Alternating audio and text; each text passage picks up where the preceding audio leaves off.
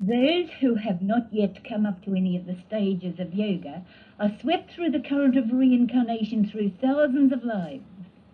And then maybe they gain a little spiritual instruction in one life or another, or maybe they become disgusted with the world on account of their association with holy ones. This then becomes ground for one of the stages of yoga. Desire and egoism are the cause of your bondage. A man who has strong desires can never have calm meditation. His mind is always clouded by the smoke of the aftermath of desire. And he who has a strong sense of egoism can never be liberated. Now, nirvana is conscious immortality. And a worldly man, or a man who is addicted to the pleasures of the world, he looks upon the bliss of nirvana as nothing. And he gives preference to worldliness over the final state of bliss of others. And so he remains through many, many lifetimes. He's what they call an energetic and active man of the world. And after many, many lifetimes, he gets a slightly better birth where he is enabled to strive for liberation. But that man who realizes the nothingness of the world, who realizes his own unimportant part in it, he is coming to his senses, and he seeks ways and means of overcoming his passionate nature and crossing the ocean of woe which is the world. Now, he who condemns the enjoyments of man and engages himself in benevolent works without dwelling on the faults or failings of others, he who fills his mind with good deeds, fills his mind with thoughts of God without causing anyone any harm or any pain, who is indifferent to pleasures and bodily enjoyments, whose discourse is full of love and truth, he is on the first step of yoga, and he makes it his duty to keep company with holy men. He collects volumes of this holy philosophy, he studies it diligently, and then, considering the contents, he lays hold of the tenets which have the power of saving him from the sinful world. He listens to discourses from a living guru on the general teachings of yoga, the means of good conduct, and the general means of meditating. He learns to control his mind according to the yogic method. He speaks to his friends on spiritual subjects, and he engages himself in selfless works without expecting the fruits. Now, the wise man that's on the third stage of yoga, he remains in a state of consciousness that's free of subjectivity and objectivity. He does not consider himself to be the subject or the object of his action. He sees that all unions end in disunion, that all earthly gain ends in loss. And he's so intent on doing good works, cultivating the virtues, increasing his meditation, that in time he comes to see God within himself, just as though he could see a piece of fruit held in the palm of his hand. And to the knower of the author of creation comes the firm conviction that it is not I, but God, who is the doer of all action. And to this wise man who has thus surrendered his individuality, he is free of all attachments, all loves and aversions. Now, the practice of any one of these three parts of yoga, these are the three first stages, and the practice of any one of these parts has the power of remitting all past evil karma. These are what they call the waking states, in which the yogi still retains vision of perception. He becomes venerable, he discharges his social obligations meticulously, and he is righteous in all his deeds. But that man who puts his whole heart and soul to yoga from beginning to end, who gives his mind to yoga in all ways, he comes to the fourth state. And in the fourth state, individuality completely disappears, and the one bright light shines increasingly bright. This wise man that's on the fourth plane of yoga, he sees the world as a vision in a dream. And then comes the fifth state. And this is a state of great joy, vision of God on all sides. And the yogi transcends all this to descend through the mind itself to the very lower regions of very great sacrifice for the sake of serving the self in all. And then comes the sixth state, and this is a state of liberation while living.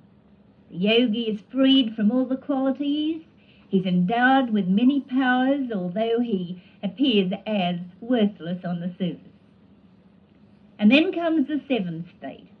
And this is a state, it's beyond description. It's the complete union of the individual soul with the Supreme Soul. And this is where the devotee knows in all truth, I and my Father are one. So you will realize that yoga, it's a long path. It's a path that needs great faith, determination, patience, endurance, and every part of the way has to be won through great resistance.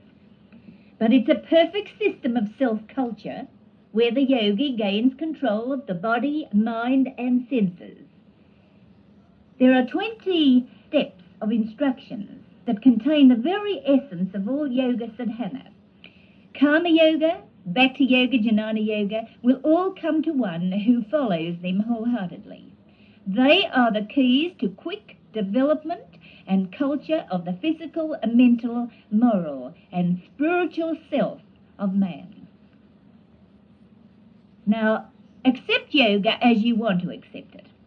Everyone can't accept it in all its brackets, but you just accept what you can accept of it, and in it there's not an effort wasted. Be it the slightest knowledge, it will protect you from great fear.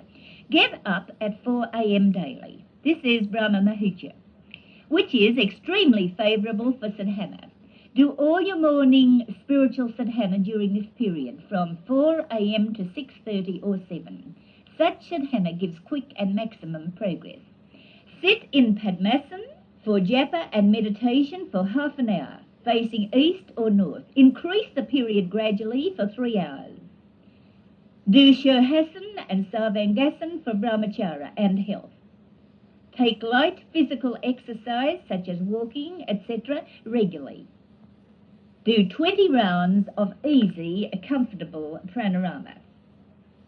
Repeat any mantra such as pure Om or Om Namo Narayanana or Om Namo Shivaya. Just repeat these according to your taste.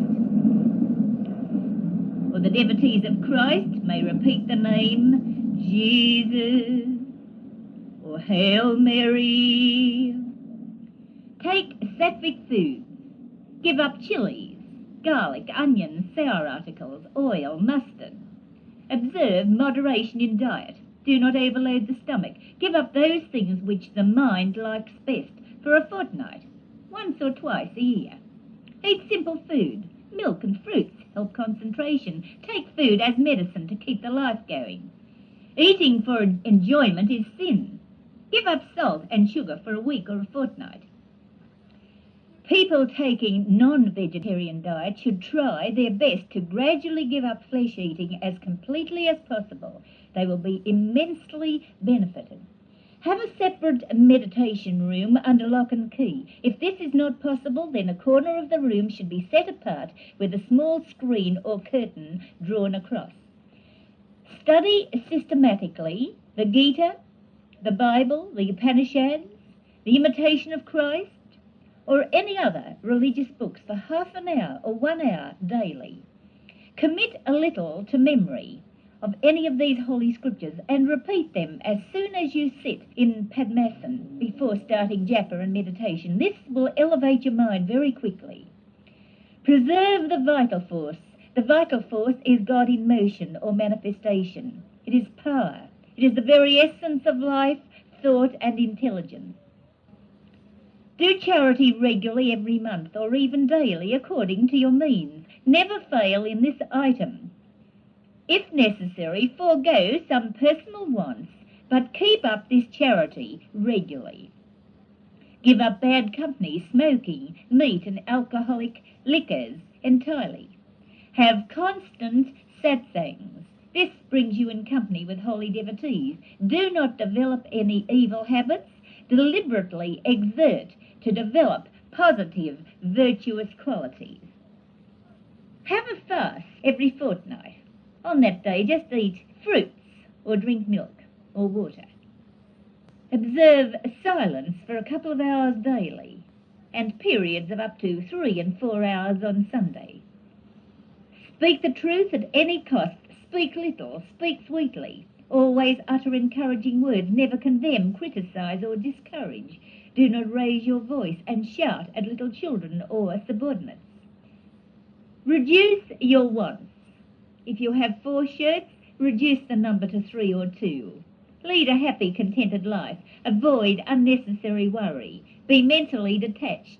Live simply and develop high thinking. Think of those who do not possess even 1/10 of what you have, and share what you have with others. Never hurt anyone by word, thought, or deed. Control anger through love, forgiveness, and compassion. Do not depend on servants. Self-reliance is the highest of all virtues. Think of the mistakes you have committed during the course of the day, just before retiring to bed. This is self-analysis. Keep a daily spiritual diary and self-correction register.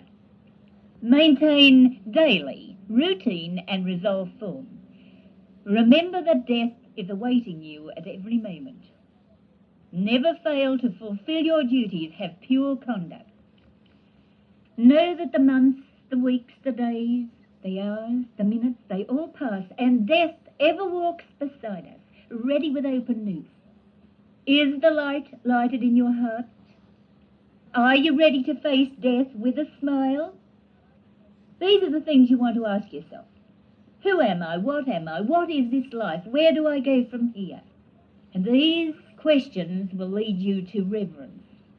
Think of God as soon as you wake up and just before you go to sleep, and at all other times, whether engaged in any work or not. Repeat his name always.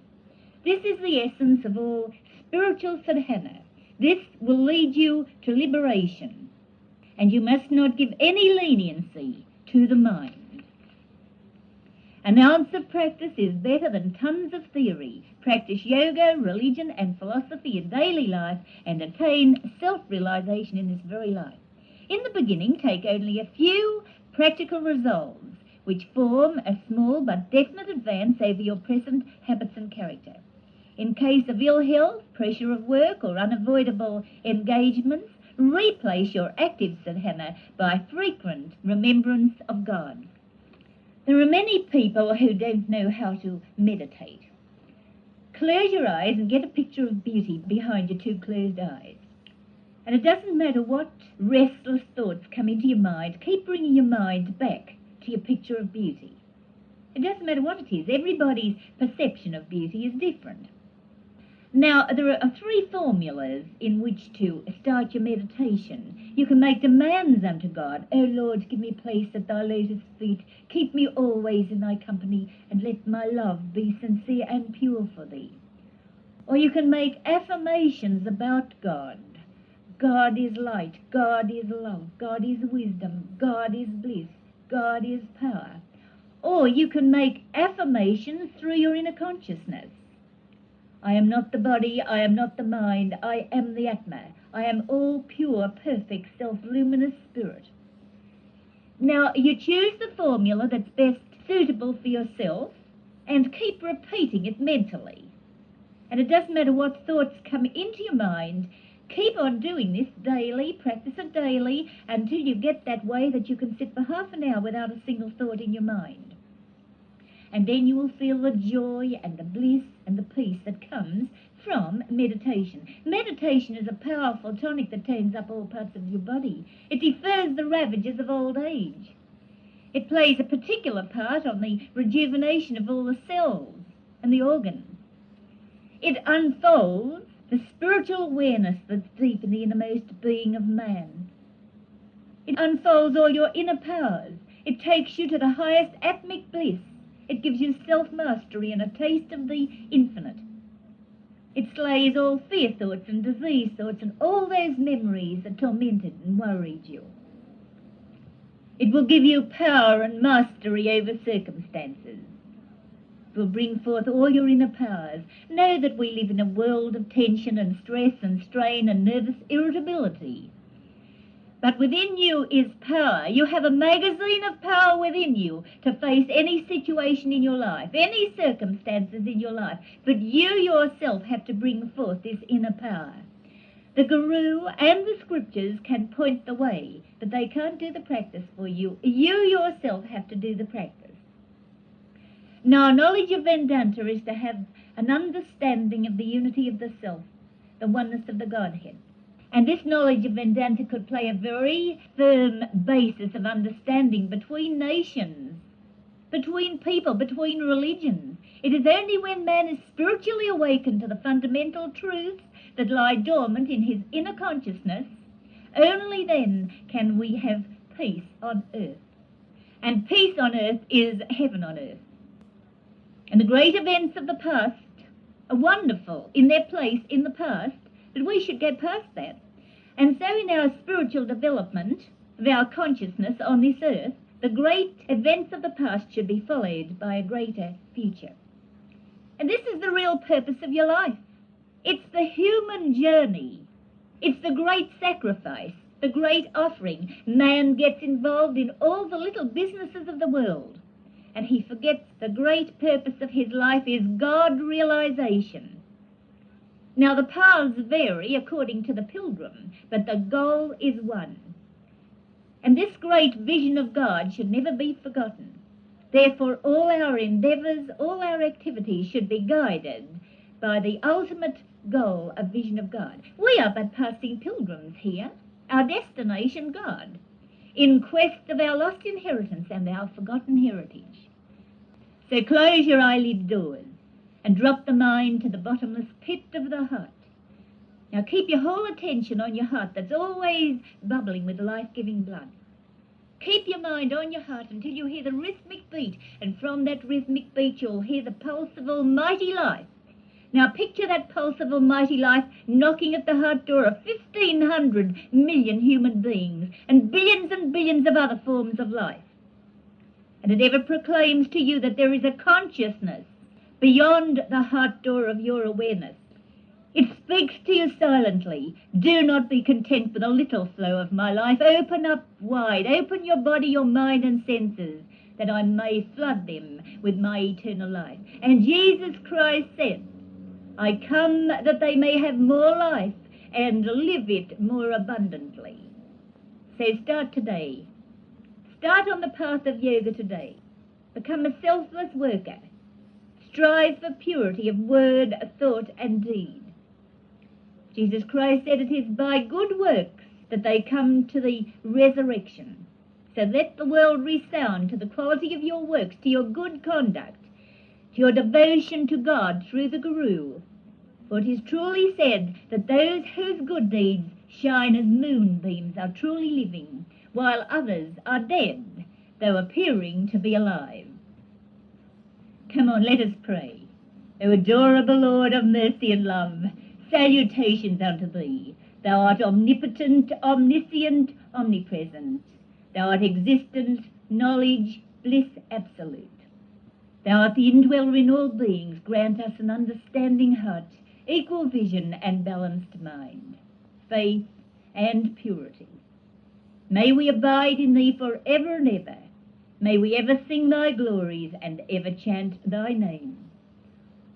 Om, Om, Om,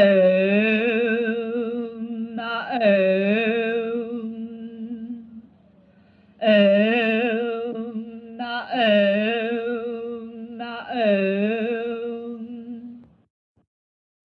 Om. Now think of the past.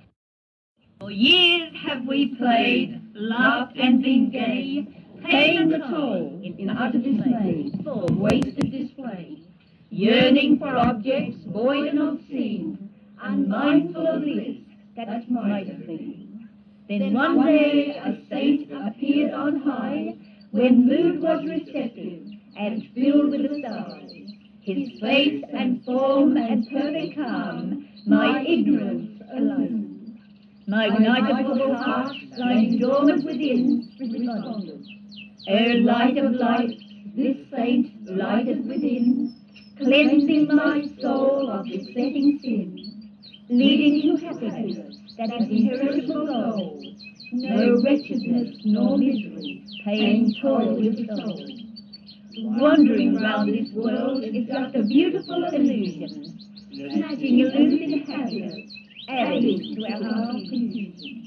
Ever watchful, ever alert, for knowledge, a fortune to convert.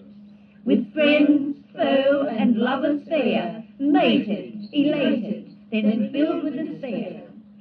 Gathering spoils of the world's collection, ignorant of heaven's eternal affection.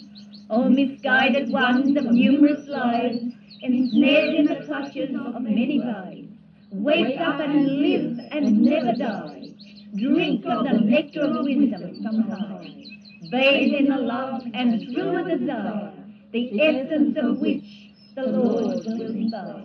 Oh man, forget not the reason for coming to earth, enveloped in misery and darkness from birth. Man forgets from the time of his birth, his heir apparent to a kingdom of worth. Thy sin is the reason for losing the way, led by desire the senses at play. Turn to the Saviour who is ever aware of the pain and misery which others share. Be humble, become a perfect restraint. Let the mind rest in peace in its happy respite.